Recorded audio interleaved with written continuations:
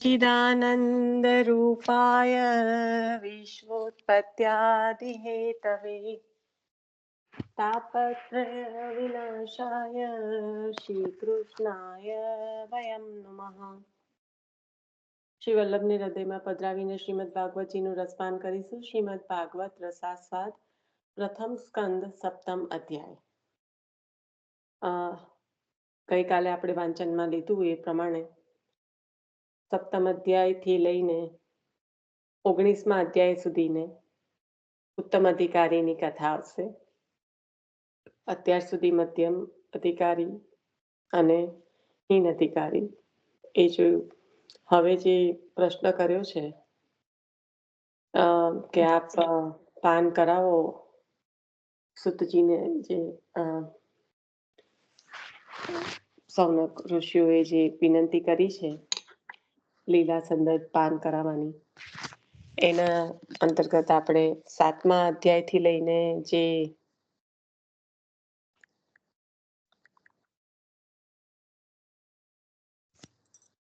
19મા અધ્યાય સુધીની કથા છે. સત્સંગ સ્ટાર્ટનો મેસેજ આજે મારાથી ના લખાયો તો કોઈએ લખ્યો નહીં. પ્લીઝ, એવું નથી કે આપણા લીધે કોઈ બીજું રહી જાય તો ચાલે એટલે લખી લેવાનો.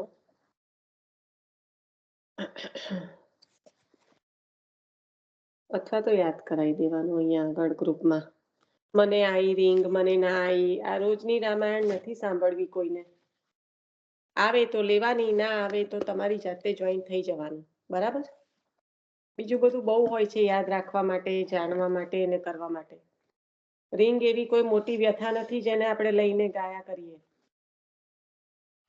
અહીંયા આજુ કોઈનો સત્સંગ રહી જાય ને એનું ધ્યાન રાખવાનું. આપણે મેસેજ ના લખીએ તો રોજે શું એકની એક વાત, રિંગ આવી ને ના આવી. તમે જોઈન થઈ ગયા, બહુ થઈ ગયું. સમજો વાતને અહીંયા આગળ કે આપણે ટેકનોલોજીનો ઉપયોગ કરીએ છીએ એટલે આ બધું ચાલુ જ રહેવાનું. એની કથા વ્યથા ગાયા નહીં કરવાની રોજે.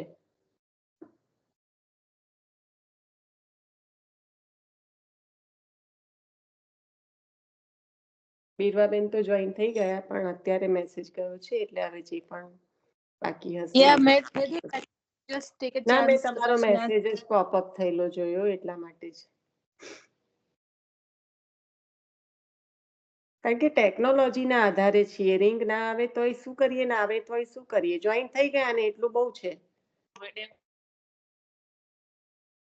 આ બધી રોજે ના હોવી જોઈએ ચર્ચા.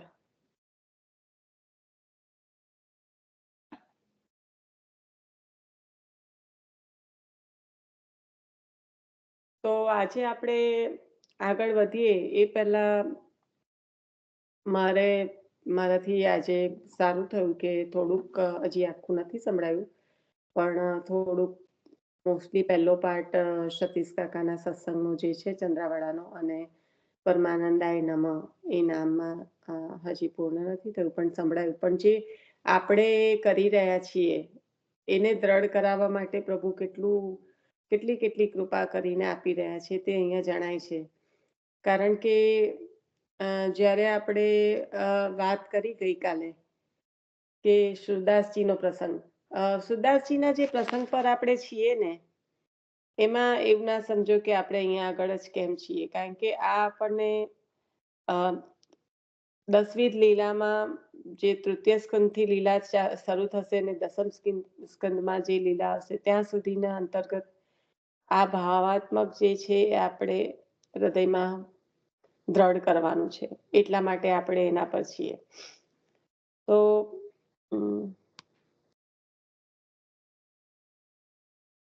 હેતલ, તારા મમ્મી નથી જોઈન થયા. હા, જરાક જોઈ લેજે કેમ નથી થયા. એટલે મને નથી ખબર, તારી જોડે હોય તો. પણ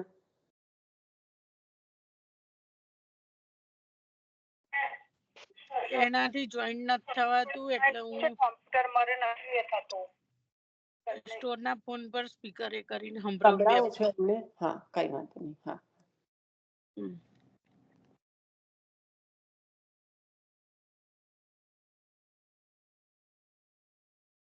તો આપણે જેના પર હતા કે મહાત્મ્ય, જેની વાત આપણે કરી, મહાત્મ્ય સ્નેહયુક્ત કાલે જે પ્રશ્ન હતો વીકેન્ડમાં અને કાલે જેનો જવાબ કે સુરદાસજીએ જ્યારે કહ્યું કે આપની અવિદ્યા દૂર થઈ, સુરદાસજીને જ્યારે આચાર્ય ચરણે કહ્યું કે આપની તો અવિદ્યા હવે દૂર થઈ ગઈ છે સુર, તો હવે આપ જે પ્રભુના કેવા ગુણ, કેવી લીલાનું વર્ણન કરો, તો કે મહાત્મા સ્નેહયુક્ત, સ્નેહ ભર્યા, મહાત્મ્ય પ્રેમ ભર્યા. તો આવું જે વર્ણન કર્યું, કરવાનું કહ્યું, તો સતીશ કાકાએ જે લીધું, જાણે આપણા માટે જ આ સત્સંગમાં આ લીધું હોય એવી રીતે બંધ બેસતું સતીશ કાકાએ લીધું કે એમને સતીશ કાકાના સત્સંગમાં વાત એ હતી, જેને ના શ્રવણ કર્યો હોય કે કર્યો ના હોય તો પ્લીઝ કરી લેજો, ધ્યાનથી કરજો. તો આપણે જે નામ પર આવ્યા એમાં જે પરમાનંદાય નમઃ અને આધિભૌતિક, આધ્યાત્મિક અને આધિદૈવિક આનંદ, જે વિષય આનંદ, બ્રહ્માનંદ એટલે કે ગણિતાનંદ અને અગણિતાનંદ એટલે કે સ્વરૂપાનંદ, ભજનાનંદ, એની વાત પર એ નામ પરમાનંદાય નમઃ પર આપે સત્સંગ કર્યો છે.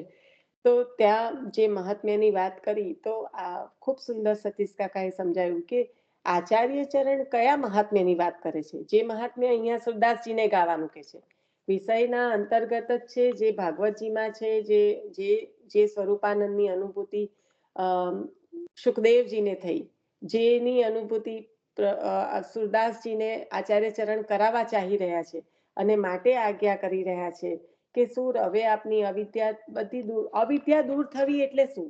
એક ટૂંકાણમાં, એક શબ્દમાં તમે મને કહો કે અવિદ્યા દૂર થઈ ગઈ છે, એના દ્વારા આચાર્ય ચરણ આપને શું કહેવા માંગે છે?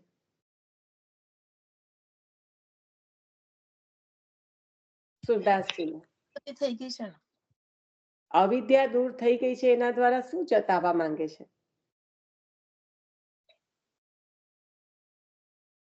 પ્રપંચ વિસ્મૃતિ થઈને પ્રભુનું પૂરેપૂરું.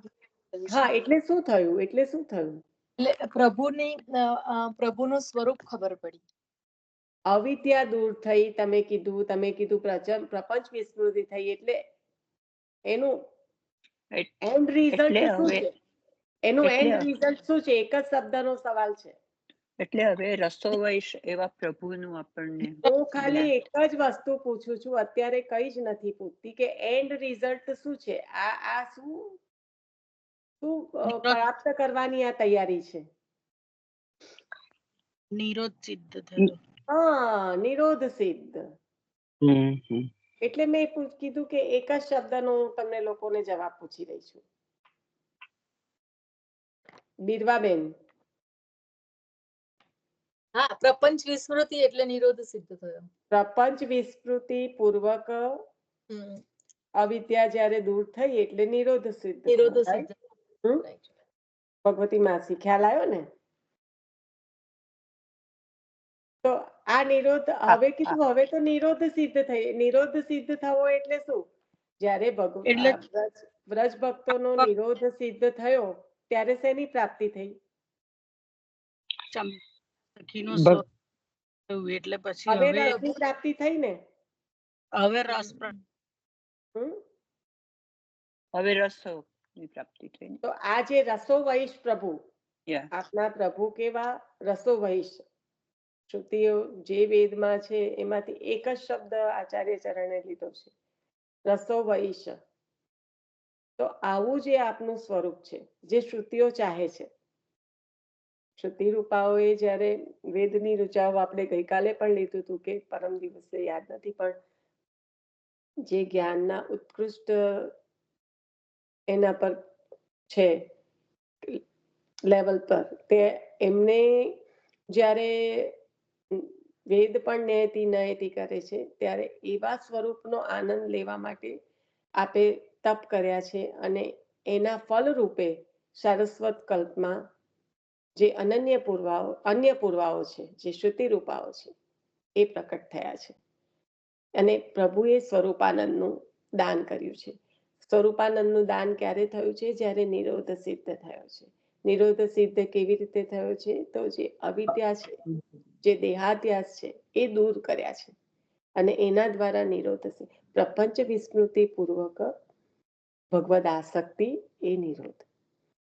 તો પ્રપંચ વિસ્મૃતિ ક્યારે થઈ? જ્યારે આ અવિદ્યાઓ દૂર થઈ અને એના દ્વારા ભગવદ આસક્તિ જે થઈ, અવિદ્યા દૂર થઈ અને ભગવદ આસક્તિ જે થઈ છે, તો એ આસક્તિ, એ સ્નેહની વાત અહીંયા કરી રહ્યા છે. અવિદ્યા દૂર થઈ ગઈ છે સુર, હવે આપની અવિદ્યા દૂર થઈ ગઈ છે, એટલે હવે જે ભગવદ આસક્તિ, હવે જે સુદ્રઢ સ્નેહ પ્રાપ્ત થયો છે, એ જે છે એ રસો વૈષ્ણવ લીલાઓના ગુણાનું વાત કરવા યોગ્ય છે. તો હવે એ ગુણાનું વાત કરો. કારણ કે સત્સંગ ધ્યાનથી સાંભળજો કે આચાર્ય ચરણે નારદ પંચરાત્રમાંથી જે લીધું છે, મહાત્મા જ્ઞાન પૂર્વસ્તુ સુદ્રઢ સર્વો અધિક સ્નેહ, પણ એ સુદ્રઢ સર્વો અધિક સ્નેહ તેનું એ શું છે? તો એ સર્વોત્કૃષ્ટ, જે સર્વસત્તાધીશ એવા આપના પ્રભુ અને આપનામાંથી પ્રકટ થતો એવો આનંદ, એવો રસ, એ સુદ્રઢ સર્વો અધિક સ્નેહ. તો મહાત્મ્ય જ્ઞાન પૂર્વસ્તુ સુદ્રઢ સર્વો અધિક, તે છતાં એ પાછા એટલે ભજનાનંદમાં આવશે નહીં ને? સર્વાત્મા, એક જ મિનિટ, જે સર્વાત્મા ભાવ અને સ્વાધીનતા થી જે પ્રકટ થતો જે સુદ્રઢ સર્વો અધિક સ્નેહને એની સાથે આપે એક સરખામણી કરી, એટલે કે ઉપમા આપી કે સ્વાધીનસ્તુ અને સર્વાત્મ ભાવ. તો સર્વાત્મ ભાવ સિદ્ધ થયો છે ત્યારે થાય છે શું? સ્વાધીનતા. સ્વાધીનતા એટલે ભક્તિ માર્ગીય જીવ સ્વતંત્ર, જે ગોપાલદાસજીએ ગાયું કે આ જે હવે પ્રભુ છે એ સંપૂર્ણ રીતે ભક્તને વશ છે. અને હવે જે અગણિત આનંદ પ્રાપ્ત થાય છે, પરમાનંદ, એની વાત કરે છે. કારણ કે જીવ પણ રસમય છે, એટલે કે ગોપી જે જીવ રૂપે છે એ પણ રસમય છે, અને રસો વહીશ આપના પ્રભુ. અને હવે જે આનંદ પ્રાપ્ત થાય છે એ અગણિત આનંદ. કારણ કે અહીંયા જીવ પણ પ્રભુને અંગીકાર થવા માટે રસો વહીશ થાય, રસયુક્ત થાય, ત્યારે જ રસો વહીશની જે આનંદને પ્રાપ્તિ પણ કરાવી શકે અને પોતે એ આનંદનો અનુભવ પણ કરી શકે, કારણ કે અરસપરસ છે. તો સર્વાત્મ ભાવ, સ્વાધીનત્વ, અને એ સ્વાધીનત્વની વાત હમણાં રાજાએ દામોદર લીલામાં કરી. જે સ્વામિનીજીએ સ્વયં જે નામ આપનું કહ્યું, દામોદર, અને આજે તો એમને પુરુષોત્તમ નામ શાસ્ત્રનો પણ લેતા જ હોય છે રેફરન્સ દર વખતે, અને કહ્યું દામોદર ભક્ત વશ્યો યમલા અર્જુન ભંજનમ. તો આ બંને નામ સાથે એટલું બધું એ લીલામાં એટલા ભાવ ભરેલા છે કે દામોદર ભક્ત વશ્યો યમલા અર્જુન ભંજન. આપણે આગળ પણ વાત થઈ હતી કે દામોદર લીલામાં જે આપના રસો વહીશ પ્રભુ જે સ્વાધીન છે, એટલે કે ભક્ત સ્વાધીન છે અને પ્રભુ પરાધીન છે. તો એ જે દામોદર લીલા છે એમાં ભક્તને વશ ક્યારે થાય છે? જ્યારે ભક્ત, જે જશોદામાજી, જેમનું દો આંગલ દોરડું ફૂટી જતું હતું, તો એ દો આંગલ એ જ છે અહમતા અને મમતા. એટલે જ્યાં સુધી નિસાધનતા ના ભાવમાં અહંતા મમતાનું ખંડન થાય છે, અહંતા મમતા રહેતા નથી, ત્યારે નિસધનતાનો ભાવ પ્રકટ થાય છે. તો હવે જ્યારે નિસાધનતાનો ભાવ પ્રકટ થયો, એટલે કે અહંતા મમતાનું ખંડન થયું છે, ત્યારે હવે એ જે જીવ છે એ નિસાધન જીવ ને નિસાધન ભક્ત, એટલે કે નિસાધન જીવ, એને વશ પ્રભુ થઈ જાય છે. એટલે પ્રભુ દામોદર લીલામાં બંધાઈ ગયા. હવે દો ઉંગલ જે છેટું પડતું હતું એ નથી પડતું. હવે બંધાઈ ગયા, જ્યારે જીવની સાધન છે, પ્રભુ એને આધીન છે, તો પછી જે યમલા અર્જુન, જે હમતા મમતાનું પ્રતીક ત્યાં આગળ ખડાયેલા છે, એનું શું કામ? એટલે એનું ભંજન થયું છે. જે પૂર્વની કથા છે એ આપણે સૌ જાણીએ છીએ કે કુબેર ભંડારીના પુત્ર છે, શાપ થયો હતો અને એ પણ એના કારણે જ થયો હતો કે ઉચ્છન્દ થઈને ત્યાં આગળ ફરતા હતા. તો એ બધા આપણે જાણીએ છીએ. પણ હવે જે જીવમાં નિસાધનતા છે, પ્રભુ એને વશ છે, દામોદરો ભક્ત વશ્ય, તો પછી યમલા અર્જુનનું ભર્જન તો થવું જ રહ્યું. હવે અહીંયા અહંતા મમતા તો જળમૂળમાંથી ઉખડી ગઈ છે, ત્યારે તો પ્રભુ વશ છે.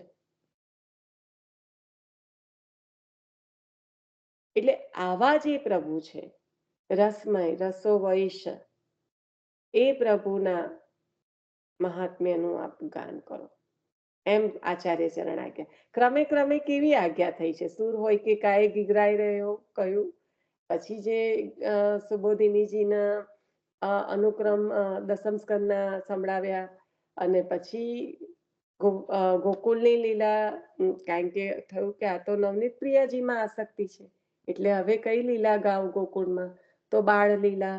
અને પછી થયું કે ગોવર્ધન ધરણ પર કીર્તનનો ક્રમ નક્કી કરવાનો છે, તો ત્યાં આગળ ગયા તો ખૂબ મહાત્મ્ય દીનતા ભર્યું ગાયું, કારણ કે ભગવદીયનું સ્વરૂપ છે કે હું કેવો છું, વિષયોથી પડગેલો, અને મારું કઈ એ સામર્થ્ય નથી, એટલે એ દૈન્યપૂર્વકનું ગાયું. પણ અહીંયા જ્યારે કીધું કે વિષય કો ચોલ ના પહેના, તો કે હવે આપની તો અવિદ્યા દૂર થઈ ગઈ, આપનામાં વિષયો રહ્યા નથી, તો આપ શા માટે આ ગાવ છો? તો રસો વૈશ જે શ્રી કૃષ્ણ જે નિરોધ સિદ્ધ કરવામાં, નિરોધ સિદ્ધ થાય ત્યારે આજ તો દાન કરે છે. કેમ? આપણે પુષ્ટિજીવોને એક સ્વતઃ પ્રેમ છે જ કે આપણે વાત કરીએ જ્યારે કે દસમ સ્કંધની લીલા, કારણ કે એ દસમ સ્કંદમાં આ મહાત્મ્ય પૂર્વકની જે દશવિધ લીલામાં અહીંયાથી જે શરૂઆત થશે અને દસમ સ્કંદ સુધી પહોંચીશું, ત્યારે એ હવે સમજાઈ ગયું મહાત્મ્ય. હવે એ જે રસો વૈશ, જે રાસમાં જે ગોપીજનોને સુખ આપવા વાળું, સ્વરૂપાનંદનું દાન કરવા વાળું જે સ્વરૂપ છે, એની લીલા છે દસમ સ્કંદમાં. એટલે પ્રીતિ હોય છે. આટલી બધી પ્રીતિ કે દસમ સ્કંદની કથા ક્યારે આવશે, તો એનું કારણ એ પણ એક છે કે ત્યાં જે કૃષ્ણનું વર્ણન છે, જે ત્યાં જે લીલાનું વર્ણન છે, એ શ્રુતિઓએ ગાયેલા જે રસો વૈશ છે એમનું છે, જે આપે સ્વયં મનોરથ કર્યા છે શ્રુતિઓએ કે અમને એ સ્વરૂપાનંદનું, એ ભજનાનંદનું દાન કરો, એવું સ્વરૂપ છે. તેથી એમાં પ્રીતિ છે. એટલે જ્યારે ત્યાં પધાર્યા ત્યારે અવિદ્યા દૂર થઈ, અને પછી કહ્યું કે ગાવ. એટલે પહેલામાં પહેલો જે એનો શબ્દ છે, કાલે બીરવાબેન બોલ્યા હતા જ, પણ પહેલામાં પહેલી શરૂઆત જ કેવી રીતે થઈ એ કીર્તનની? કોના સ્મરણથી થઈ? વ્રજવાસીઓના. કેમ? મને બોલ નથી યાદ, હું એક મિનિટ પુસ્તક ખોલું. પણ કોણ સુકૃત વ્રજવાસીના એવું છે, તે છતાં એક મિનિટ. કોણ સુકૃત વ્રજવાસી? રાઈટ. તો કોણ સુકૃતિને વ્રજવાસન કો, એવા કયા કર્મો કે જેને આ રસો વૈશ સ્વયં દાન કરવા ચાહી રહ્યા છે, ને સ્વયં શ્રમ લઈને પ્રભુ પધાર્યા, નિરોધની સિદ્ધિ કરી, અને કારણ કે શ્રમ તો પ્રભુ જ લઈ રહ્યા છે. જેવી રીતે આપણે સેવામાં જે શ્રમ આપી રહ્યા છે, એ શ્રમ પ્રભુએ અવતાર કાળમાં એ જ લીધો છે. અવિદ્યા સ્વયં શ્રમ લઈને અઘાસુર બઘાસુર બધાને મારવાની પ્રભુને શ્રમ જ પડ્યો છે ને. શું થયું છે? અને એ કઈ મારવા માટે પ્રકટ થયા છે? અવિદ્યા દૂર કરવા માટે. કારણ કે અવિદ્યા દૂર થશે તો નિરોધ સિદ્ધ થશે, નિરોધ સિદ્ધ થશે તો પ્રભુ જે પ્રાપ્ત કરાવવા માટે ચાહી રહ્યા છે, જેના માટે શ્રમ લઈને પધાર્યા છે, એ કરાવી શકશે. તેમ અહીંયા છે જ છે સંસારમાં રહીને કરવાનું તો કીધું, તો સંસારમાં તો એવા ફસાયેલા કે આજે સવારે 7 વાગે તો કાલે 10 વાગે સેવા થઈ તો પણ શ્રમ લઈને બિરાજે, અને પછી કોઈ દાડો ફરવા ગયા ને ત્યાંથી મોડા આવ્યા તો સાંજે 6 વાગે થઈ તો પણ શ્રમ લઈને બિરાજે. કેમ? તો કે વલ્લભને પધરાએ માથે બિરાજ્યા છે. તો આ જ નિધિ આપના માથે બિરાજમાન છે. જે વ્રજમાં શ્રમ લીધો એ જ આપણા ઘરમાં પણ શ્રમ લઈ રહ્યા છે.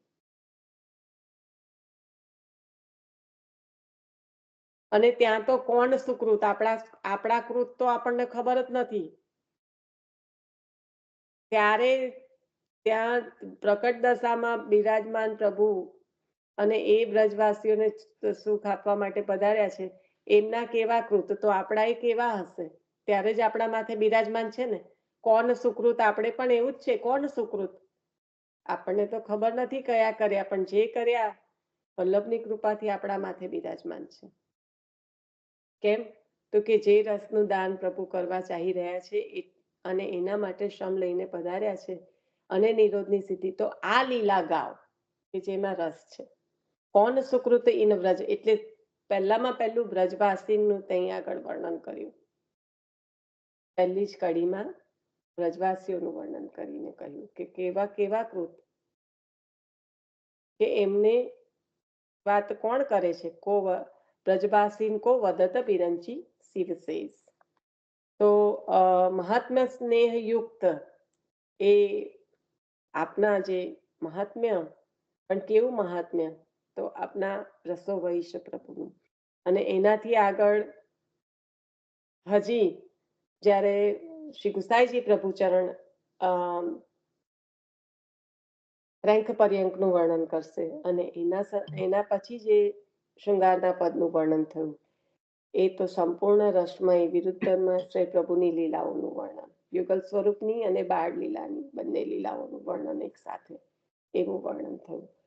તો સોરી, ફરી પાછું આને આપણે લીધું, પણ મને લાગે છે કે આમાંથી આગળ જાણે વધાય જ ના એવી રીતે આપણે સુરદાસજીના મનન ચિંતનમાં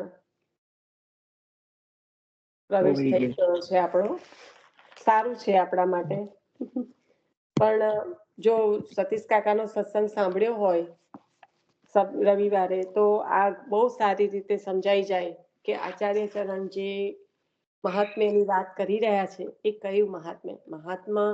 કારણ કે કાલે મને પણ થયું કે બધાને ભૂલાઈ ગયું કે ખ્યાલ નથી આવતો, તો કેવી રીતે સમજવું આને કે આ તત્વ સમજાય કે આચાર્ય ચરણ શું કહી રહ્યા છે. એટલે એ કાલે જરાક એવો રંજક એ જ રહ્યો હતો કે હું પૂછ્યા તો કરું છું, પણ જ્યારે સમજાયું છે સરખી રીતે તત્વ જ ના સમજાયું હોય તો શું થાય.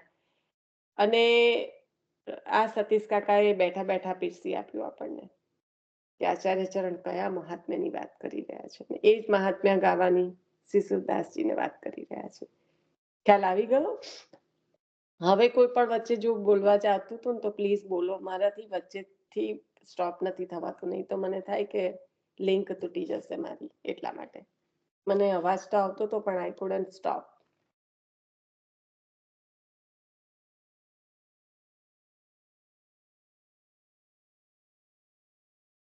લાગે છે બધા મ્યુટ છે. ચાલો કઈ નહીં, આગળ વધીએ. હવે કૃષ્ણ કથોદય જે આપણે ગઈકાલે લીધું હતું અને જે 7મા અધ્યાયથી લઈને 19મા અધ્યાયની વાત થઈ, એમાં આ 13 અધ્યાયમાં જે ઉત્તમ અધિકારીનું પ્રકરણ છે એ વાંચનમાં આપણે આગળ વધીશું. કારણ કે ગઈકાલે આપણે મુખ્યત્વે એ જ કે સનતકુમાર જે જ્ઞાનથી સ્વતઃ શુદ્ધ છે એમને નહીં, છતાંય આ જે કથા છે એના શ્રોતા જે ઉત્તમ અધિકારી એ તો પરીક્ષિત રાજા જ છે અને વૈરાગ્ય દ્રઢ છે.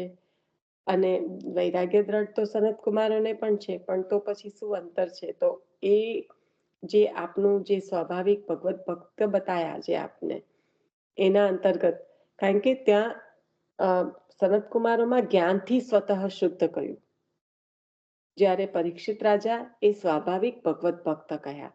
તો આપણે વારંવાર વાત થાય છે કે જ્યાં જ્ઞાન સર્વોત્કૃષ્ટ જ્ઞાન પ્રાપ્ત કરેલું એ જ્ઞાન ત્યાં ની સીમાએ પહોંચેલું હોય એ પૂરું થાય ત્યાંથી તો ભક્તિની શરૂઆત થાય છે. એટલે આટલો ડિફરન્સ બતાવ્યો. અને બીજું મુખ્ય એ કહ્યું કે આ કથા ભગવાનના સ્વતઃ ચરિત્રરૂપ નથી, આ નૈમિત્તિક છે. આ જે લીલાઓ છે એ કોઈને કોઈ પ્રકારના હેતુને અનુલક્ષીને છે. તો એમ આપનું ચારિત્ર તો અનેક ગણું આનાથી અલગ છે. જે વાત સર્વ સામર્થ્યયુક્ત જે આપનું સ્વરૂપ છે, કર્તુમ અકર્તુમ અન્યથા કર્તુમ, તો એ અહીંયા આગળ જે લીલાઓમાં છે એ તો નૈમિત્તિક છે, જે ભાગવતીની લીલાઓમાં જે છે. એટલે આ કથા ભગવાનના સ્વતઃ ચરિત્ર રૂપ નથી. આને બહુ સારી રીતે સમજવાની જરૂર છે, કારણ કે આ આવીને જતું રહેશે ને તો ખબર નહીં પડે કે આપણે શું વાંચી ગયા. પણ એના જે ભાવ છે, આપણે કાલે પણ એની પર વાત થઈ હતી, એટલે આજે વધારે ચર્ચા નહીં કરીશું. પણ આ જે સ્વરૂપ જે આપનું છે કે ભગવાનના સ્વતઃ ચરિત્ર રૂપ નથી, પણ નૈમિત્તિક છે આ કથા, અને તેથી હેતુ એ નિમિત્ત રૂપ છે. અને એવી આ કૃષ્ણ કથાનો ઉદય હું કહીશ, એમ જ્યારે સુતજી કહી રહ્યા છે.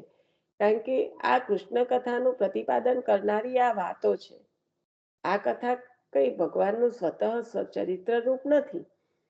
અને એ ગીતાજીમાં આપણે વારંવાર કહ્યું છે, ગીતાજીમાં એક વાર કહ્યું, વારંવાર અહીંયા આગળ આવશે.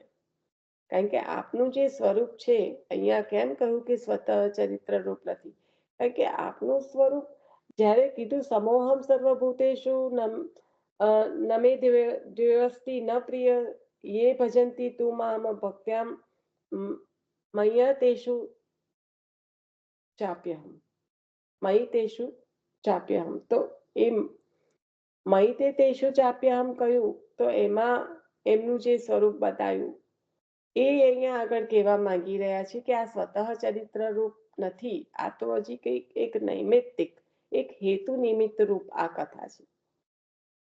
અને આગળ આપણને જે પેજ નંબરને હું વારંવાર કહું છું કે તમારે એમાં લેવાનો 84 નંબરનો પેજ, કે જેમાં બ્રહ્મનું રૂપ પણ બ્રહ્મ અને જડ જીવ પણ ભગવત રૂપ.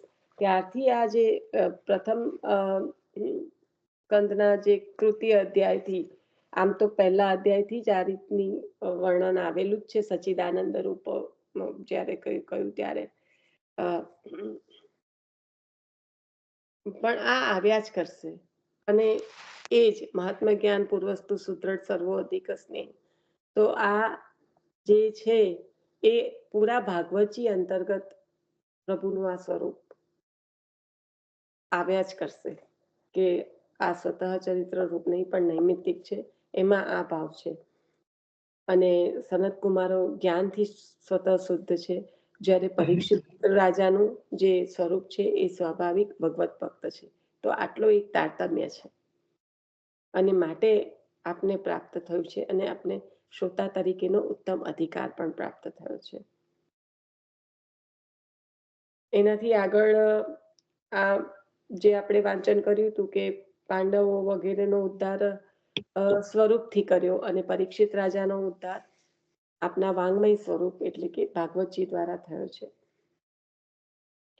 અવિશ્વાસ છે એ બાધક છે, એ આપણે ગઈકાલે લીધું હતું કે અવિશ્વાસો ન કર્તવ્ય સર્વથા બાધક અસ્તુ સહ.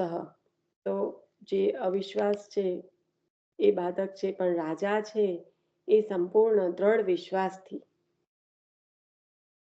આ કથાઓનું શ્રવણ કરી રહ્યા છે. એટલે શ્રવણનું મુખ્ય ફળ એટલે જ પ્રાપ્ત થાય કે રાજાને દ્રઢ વિશ્વાસથી શ્રવણનું મુખ્ય ફળ પ્રાપ્ત થયું છે. ભાગવતની કથા સાંભળવા છતાંય એમાં જો વિશ્વાસ ન હોય તો ભક્તિ ના મળે. ભાગવતની કથા ભક્તિ પ્રાપ્ત કરાવવા વાળું છે, પણ ક્યારે કે જ્યારે એમાં અખંડ વિશ્વાસ છે. તો આપનો અવિશ્વાસ જે છે, આપના જે તર્ક વિતર્ક, જે ઘણીવાર કોઈ કહેતા હોય છે કે બુદ્ધિમાં જાય તો તર્ક વિતર્ક કરે, પણ એ જે તર્ક વિતર્ક છે એ જિજ્ઞાસા પૂરતા સારા છે, પણ એ જ્યારે અવિશ્વાસ પ્રકટ કરે છે ત્યારે એ સર્વથા બાધક છે.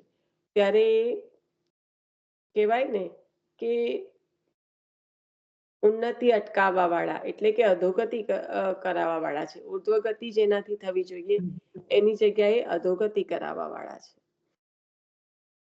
શ્રી મહાપ્રભુજીએ આ આપણને વિવેક દરિયાશ્રયમાં ચેતવણી બહુ સારી રીતે આપી છે કે અવિશ્વાસો ન કર્તવ્ય સર્વથા બાધકસ્તુ સહ. અને એમાં આપણે ગઈકાલે પ્રસંગ ચાલુ કર્યો હતો સીતાજીનો કે જ્યારે હનુમાનજી નીકળ્યા તો હનુમાનજી સમર્થ છે બ્રહ્માસ્ત્રને છોડાવવા માટે, પણ મર્યાદા પુરુષોત્તમના દાસ્ય ભક્તિના ઉત્કૃષ્ટ એવા જે આપ કહેવાય તો એ સ્વામીની પ્રસન્નતા માટે થઈને આ શસ્ત્રથી બંધાયેલા છે. કારણ કે આપના સ્વામીની પ્રસન્નતા એમાં છે કે આ શાસ્ત્રના જે મંત્ર દેવતાની મર્યાદા છે એ પાળેલી રહે. તો એ મર્યાદાને વશ થઈને અને પોતાના સ્વામીની પ્રસન્નતાને થઈને અહીં આપ બંધાઈને રહ્યા છે. તો અહીંયા આગળથી હવે આપણે વાંચનમાં આગળ વધીએ છીએ.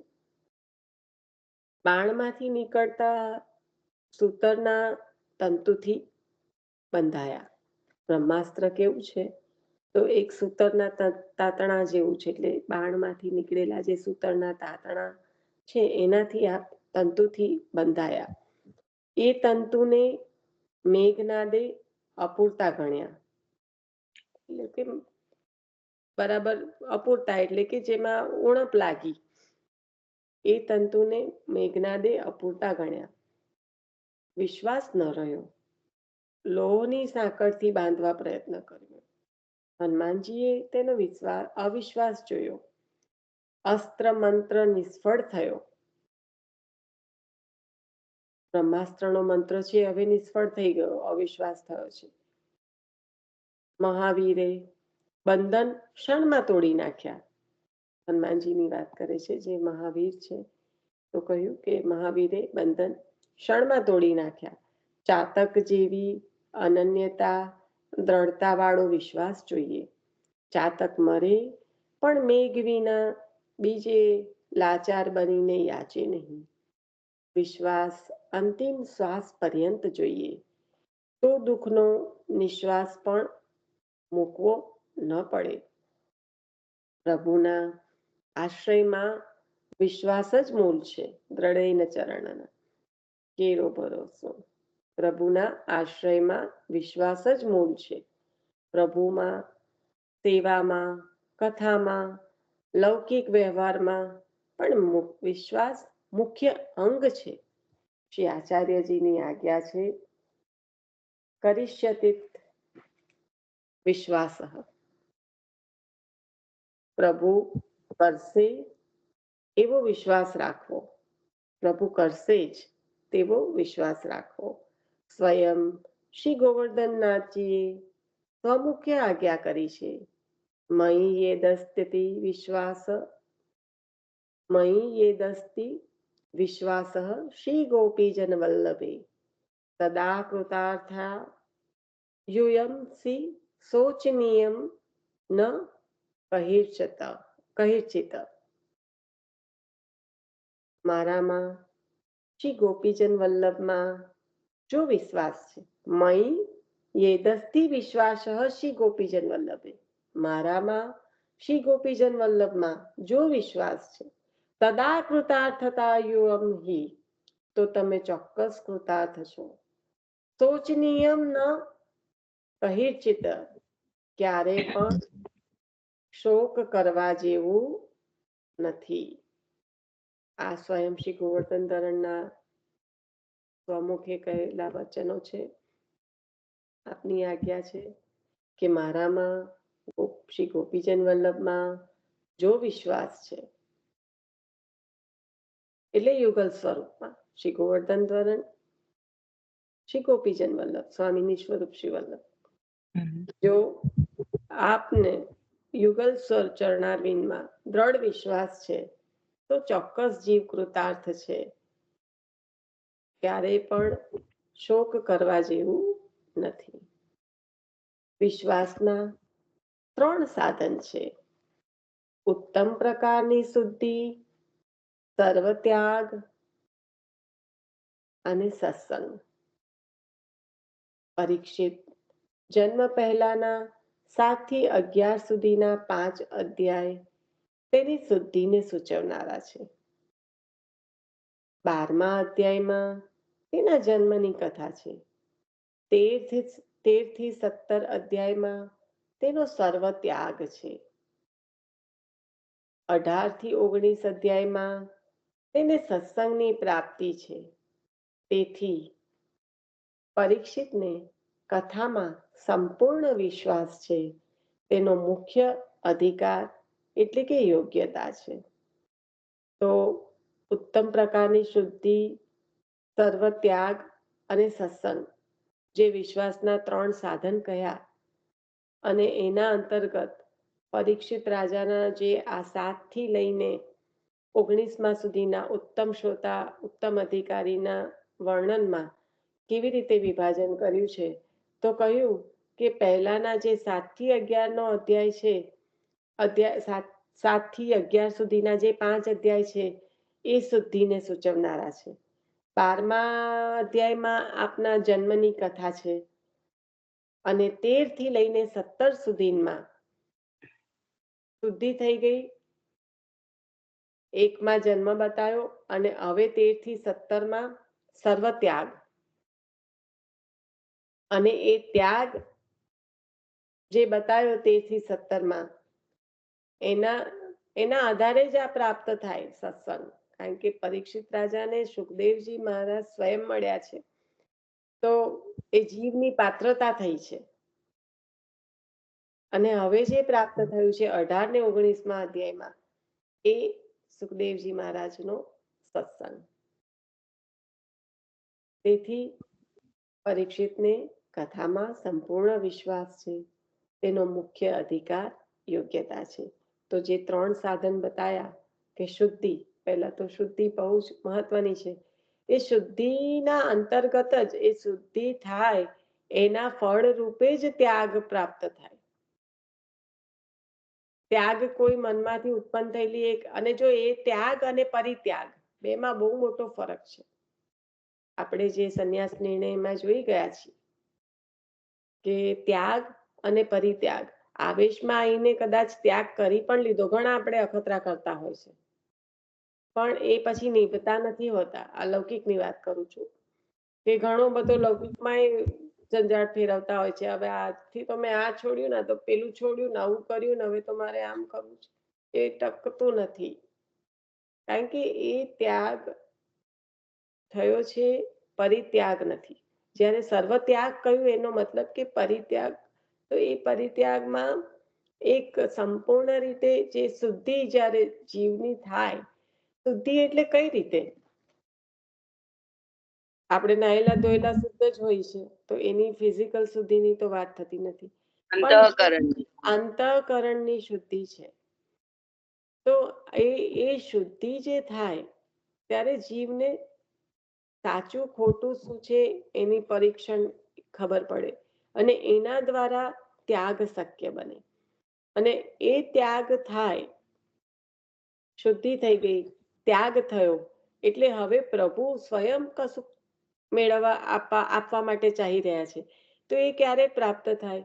શેના દ્વારા પ્રાપ્ત થાય? તો પ્રભુના ગુણગાન દ્વારા, ભગવદ ગુણાનુવાદ. અને એ કેવી રીતે શક્ય બને? તો એ કોઈ ભગવદીયના સંગ વિના શક્ય નથી, એટલે સત્સંગની પ્રાપ્તિ થાય. તો આ 3 સાધનો ખૂબ સુંદર રીતે બતાવ્યા છે. એને યાદ રાખવાની જરૂર નહીં પડે જો એના તત્વને સમજીશું તો, કે જે શુદ્ધિ થઈ છે એ જ જીવને ત્યાગ કરવા માટે પ્રેરી શકે છે. અને એ ત્યાગ કરે છે ત્યારે પ્રભુ જેને આપવા માટે ચાહી રહ્યા છે ફળ, તો એ આપવા માટે કોઈ ભગવદીને મેળવી આપે છે, એનો સત્સંગ પ્રાપ્ત કરાવે છે. એના દ્વારા તો પરીક્ષિત રાજાને પ્રાપ્ત થઈ છે જે પ્રાપ્ત કરવું છે. તો આ રીતે 3 વિશ્વાસના 3 સાધનો, અને પરીક્ષિત રાજાને વિશ્વાસ 16 છે, અને માટે જ આપને મુખ્ય અધિકારી કહ્યા છે. પરીક્ષિત જન્મથી શુદ્ધ છે. શરીરના કારણરૂપ શુદ્ધિ 2 અધ્યાયમાં બતાવી છે. પિતૃશુદ્ધિ અને માતૃશુદ્ધિ. આપત્તિ કાળમાં પ્રભુની શરણાગતિ અને સ્તુતિથી શુદ્ધિ દેખાય છે. 7મા અધ્યાયમાં અર્જુનની ઉપર પ્રભુની કૃપા બતાવી પિતૃશુદ્ધિ કહી છે. શરીરના કારણરૂપ કહ્યું આ બે શુદ્ધિ. તો જન્મથી શુદ્ધ જ છે. કઈ રીતે? તો કે શરીરના કારણરૂપ જે બે શુદ્ધિ બતાવી 2 અધ્યાયમાં, તો પિતૃશુદ્ધિ અને માતૃશુદ્ધિ. આપત્તિ કાળમાં પ્રભુની શરણાગતિ અને સ્તુતિથી શુદ્ધિ દેખાય છે. 7મા અધ્યાયમાં અર્જુનની ઉપર પ્રભુની કૃપા બતાવી પિતૃશુદ્ધિ કહી છે. 8મા અધ્યાયમાં ઉત્તરા અને કુંતાજી બંને ભગવાનની સ્તુતિ અને શરણાગતિ કરે છે. 8મા અધ્યાયમાં આવશે કુંતી સ્તુતિ, રાઈટ? તો એ બંને ભગવાનની સ્તુતિ અને શરણાગતિ કરે છે. એમના પર પ્રભુની કૃપા હતી, એ માતૃશુદ્ધિ બતાવે છે. અર્જુનની ઉપર પ્રભુની કૃપા અને ઉત્તરા પર પ્રભુની કૃપા, એટલે પિતૃ માતૃ શુદ્ધિ થઈ ગઈ. આઈ થિંક પહેલા જ સ્કંદમાં અર્જુન ગીત પણ પ્રકારની આવશે. અર્જુન ગીત પણ બહુ સુંદર છે. 7 પ્રકારની શુદ્ધિ આવશે એમાં. હજી તો આપણે 2 જ પ્રકાર પર છે એટલે વધુ છું આગળ ધીમે ધીમે. 9મા અધ્યાયમાં ભીષ્મે કરેલી સ્તુતિ તથા ઉપદેશ છે. એ અન્ન શુદ્ધિ અથવા તો જ્ઞાન શુદ્ધિ દર્શાવે છે. માતૃપિતૃ શુદ્ધિ, અને હવે કહે છે કે ભીષ્મ પિતામહે જે કરેલી 9મા અધ્યાયમાં સ્તુતિ છે અથવા સ્તુતિ તથા ઉપદેશ છે, એ અન્ન શુદ્ધિ અથવા તો જ્ઞાન શુદ્ધિ દર્શાવે છે. દુષ્ટનું અન્ન ખાધું છે, છતાં ભગવાને આપેલી બુદ્ધિથી દાદા ભીષ્મે ભગવાનનું સ્તવન કર્યું, મુક્ત થયા. 10મા અધ્યાયમાં સર્વ સંબંધીજનોને પ્રભુ પર પ્રેમ છે, એથી સર્વજન એટલે કે સ્વજન શુદ્ધિ કહી. 11મા અધ્યાયમાં તો સ્વજનોની પણ શુદ્ધિ કઈ રીતે, કે બધાને જ પ્રેમ છે પ્રભુ પર, સ્વજનોને. આપના સંસર્ગમાં જે પણ હતા સ્વજન આપના પરીક્ષિત રાજાના, એ સર્વને પ્રભુ પર સ્નેહ છે, તેથી સ્વજન શુદ્ધિ કહી. 11મા અધ્યાયમાં પ્રભુ સ્વકાર્ય કરીને દ્વારકા પધાર્યા, એ કાર્ય શુદ્ધિ છે. આ 5 પ્રકારની શુદ્ધિ સામાન્ય છે. 12મા અધ્યાયમાં મુખ્ય શુદ્ધિ છે, ભગવાનની કૃપાથી થતી શુદ્ધિ અથવા કૃપા શુદ્ધિ, કૃપારૂપ શુદ્ધિ. આ 6 પ્રકારની શુદ્ધિ પરીક્ષિતમાં હતી. પ્રભુની કૃપાથી થતી શુદ્ધિ એટલે કૃપારૂપ શુદ્ધિ. કૃપા તો બીજમાં જ રક્ષા કરી છે, ઉત્તરા ગર્ભ રક્ષણો. તો પ્રભુની કૃપા તો ભારોભાર છે, એટલે 5 પ્રકારની શુદ્ધિ સામાન્ય છે. પણ 12મા અધ્યાયમાં મુખ્ય શુદ્ધિ જે છે એ પ્રભુની કૃપાથી થતી, અને પ્રભુની કૃપાથી થતી શુદ્ધિ અથવા તો જે કૃપારૂપ શુદ્ધિ છે, એમ કરીને આ 6 પ્રકારની શુદ્ધિ પરીક્ષિત રાજામાં છે. કઈ? પરીક્ષિત શુદ્ધિ કારણમ આવશે. પરીક્ષિત શુદ્ધિ કારણમ. પિતૃ સુંદર માસી નામ યાદ કર્યું. પિતૃશુદ્ધિ, માતૃશુદ્ધિ, અન્ન શુદ્ધિ અથવા તો જ્ઞાન શુદ્ધિ છે ભીષ્મ પિતામહ એ કરી. સ્વજન શુદ્ધિ, કારણ કે જે કઈ છે બધા સ્વજનો એ પ્રભુના કૃપા પાત્ર છે ને પ્રભુથી સ્નેહ જ છે એમને, અને પ્રભુ સ્વકાર્ય કરીને પધારી જવું પ્રભુનું દ્વારકા, એ કાર્ય શુદ્ધિ. તો આ 5, તો આ 5માં સામાન્ય બતાવી પણ છઠ્ઠી જે કૃપા છે એ અસામાન્ય એટલે કે મુખ્ય છે અને એ 12મા અધ્યાયમાં બતાવશે. આમ આ 6 પ્રકારની શુદ્ધિ પરીક્ષિતમાં હતી. આમ માતૃ પિતૃ 7 થી એક જ મિનિટ, તમે મનન કરો, મને આટલો એક પેરેગ્રાફ લઈ લેવાનો. આમ 7 થી 12 અધ્યાયોમાં 6 પ્રકારની શુદ્ધિથી પરીક્ષિત જન્મથી શુદ્ધ છે. 7 થી 12 અધ્યાયમાં જે 6 પ્રકારની શુદ્ધિ થઈ, માતૃ નહીં પણ પિતાથી ચાલુ કરો. પિતા, માતા, પિતામહ, સ્વજન અને પ્રભુનું સ્વકાર્યથી પધારવું. સ્વકાર્ય સ્વજન કહ્યું આપણે કે સ્વજન કહ્યું? સોરી, મને સ્વજન જે સ્વજન હા, ને સ્નેહીજન. ઓકે, હા.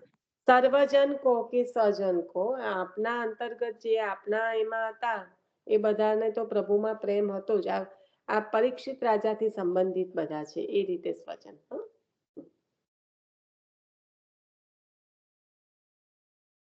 આમ 7 થી 12 અધ્યાયમાં 6 પ્રકારની શુદ્ધિથી પરીક્ષિત જન્મથી શુદ્ધ છે એમ બતાવ્યું. જેના પૂર્વ પુરુષો મુક્ત ન થયા હોય તેને મુક્તિ ન મળે.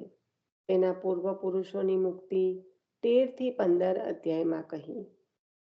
તેથી રાજાની મુક્તિમાં પ્રતિબંધ નથી તેમ સૂચવે છે, કારણ કે પૂર્વ પુરુષોની પણ બતાવી દીધી 13 થી 15 અધ્યાયમાં. 7 થી 12માં આપની શુદ્ધિ, 13 થી 15માં આપના જે પૂર્વ પુરુષો છે એ પ્રતિબંધ નથી મુક્તિમાં એમ સૂચવ્યું. અને 16 થી 17 અધ્યાયમાં કાલ પણ તેને પ્રતિબંધ રૂપ નથી તેમ બતાવે છે. 18મા અધ્યાયમાં પ્રભુની શાપરૂપ કૃપાની કથા થઈ. પ્રભુના શાપમાં પણ પ્રભુની તો કૃપા જ છે, કારણ કે કલી પ્રવેશ કરવાનો આદેશ જો આપી દીધો. રાજા છે એટલે કૃપાળુ છે. કલીએ કરગર્યો, રાજાની કૃપાળુતા કે હાય ભાઈ કઈ નહીં, તું પણ આય. હવે એ ભક્ષણ કરવા વાળો છે અને એ ભક્ષણમાંથી બચાવવા માટે પ્રભુ સ્વયં શ્રમ લઈ રહ્યા છે. કેવી રીતે? કે શાપરૂપ કૃપા કરીને. એટલે 18મા અધ્યાયમાં પ્રભુની શાપરૂપ કૃપાની કથા છે. અનુગ્રહાયેવ ભગવાન શાપમ દાપયતિ કવચિત. ક્યારે કૃષ્ણ કૃપા માટે જ શાપ અપાવે છે, ક્યારેક કૃષ્ણ કૃપા માટે જ શાપ અપાવે છે. ભક્તોને તો શાપ પણ કૃપા જ લાગે છે. 19મા અધ્યાયમાં પરીક્ષિત ભાગવત શ્રોતા બને છે. હવે સંગ થયો. જેના 3 પૂર્વ પુરુષો શુદ્ધ હોય, જેના પર જન્મથી જ પ્રભુની કૃપા હોય, તે સર્વત્યાગ કરી સત્સંગ કરે ત્યારે તેને કથામાં વિશ્વાસ થાય, તે કૃતાર્થ થાય. તો આવું જે શુદ્ધિનું એક એ બતાવ્યું. તો જે જન્મથી શુદ્ધ હોય, જે સર્વત્યાગ કરી સત્સંગ કરે, જેના પર જન્મથી જ પ્રભુની કૃપા હોય, ત્યારે તેને કથામાં વિશ્વાસ થાય, એ કૃતાર્થ તો થાય. એટલે આ રીતે શુદ્ધિ બતાવીને અધ્યાયનું વિભાજન કરીને બતાવ્યું કે મુખ્યત્વે ધ્યાનમાં રાખવા જેવું એ જ છે કે આ 7 થી લઈને 19મા અધ્યાય સુધીમાં, અને એમાં જે આટલા 13 અધ્યાય જે ઉત્તમ અધિકારીના થયા, તો એમાં મુખ્યત્વે કઈ રીતના વિભાજન કર્યું છે એ જ અહીંયા બતાવ્યું. અને સાધન કહ્યું, કારણ કે રાજાને વિશ્વાસ છે અને વિશ્વાસ વગર તો અવિશ્વાસો ન કર્તવ્ય. તો આ જે છે વિશ્વાસ, એનું મુખ્ય કારણ શું છે? કારણ કે એનાથી જ કૃતાર્થ થવાય. તો એના 3 સાધન બતાવ્યા અને એ સાધનના અંતર્ગત આ 6 પ્રકારની શુદ્ધિ બતાવી. અને એ શુદ્ધિ થયા પછી કહ્યું કે જે 7 થી 12 અધ્યાયમાં જ્યારે શુદ્ધિ બતાવી, ત્યારે કહ્યું કે હવે પૂર્વ પુરુષોની મુક્તિ ના થાય તો રાજાની પણ શક્ય નથી. પણ 13 થી 15 એ પણ બતાવ્યું કે આપના તો જે પૂર્વજો છે એ બધા પણ મુક્તિમાં પ્રતિબંધ કરવા વાળા નથી. અને 16 થી 17 કેવું કે કાલને પણ આધીન નથી, કાલનો પણ પ્રતિબંધ નથી. કેમ? જેના પર પ્રભુની કૃપા છે એને ક્યાં કાલ કનડગત કરવાનો જ છે. જેને કાલ કર્મ નહીં બાંધે રે એવો મારા શ્રી વલ્લભ વરનો. તો અહીંયા ક્યાં કાલ અહીંયા નડવાનો છે? જેની બીજની રક્ષા થઈ હોય એને. એટલે એ અહીંયા આગળ કહ્યું. અને 18મા અધ્યાયમાં પ્રભુની શાપરૂપ કૃપાની કથા, કારણ કે હવે જે પ્રાપ્ત થશે એ સત્સંગ દ્વારા થશે, શ્રી સુખદેવજી મહારાજ દ્વારા થશે. કારણ કે કહ્યું ને પહેલા જ કે આટલા બધા 18 ને 19માં જ સત્સંગની પ્રાપ્તિ થાય છે. કારણ કે પહેલા 7 થી 11માં તો શુદ્ધિ સૂચવી, 12માં જન્મની કથા, 13 થી 17માં એમનો સર્વ ત્યાગ, અને 18માં 19માં હવે સત્સંગ પ્રાપ્ત થયો. અને પરીક્ષિત રાજાને સુખદેવજી મહારાજનું સાનિધ્ય પ્રાપ્ત થતા જે પ્રાપ્ત થાય છે એ અહીંયા આગળ 18મા અને 19મા અધ્યાયમાં.